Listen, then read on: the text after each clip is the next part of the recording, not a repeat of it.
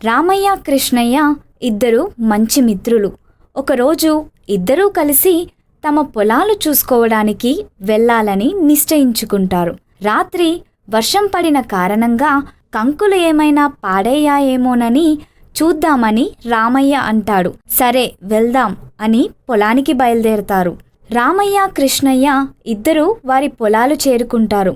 రాత్రి విపరీతంగా వర్షం పడిన తరువాత కూడా తమ పొలంలో పంటకు ఏ నష్టం జరగనందుకు సంతోషించారు.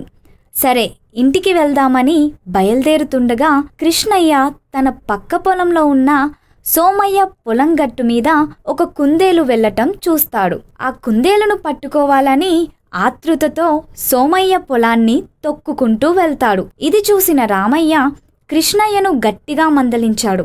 కృష్ణయ్య పట్టించుకోకుండా పరుగెత్తుతూ వెళ్తూ సోమయ్య పొలాన్ని తొక్కేశాడు. చివరికి ఆ కుందేలు కూడా దొరకలేదు. మరుసటి రోజు ఉదయం మళ్ళీ వాళ్ళు పొలం చూసుకోవడానికి వెళ్తారు. కృష్ణయ్య పొలంలో కంకులన్నీ ఎవరో తీసుకెళ్తారు.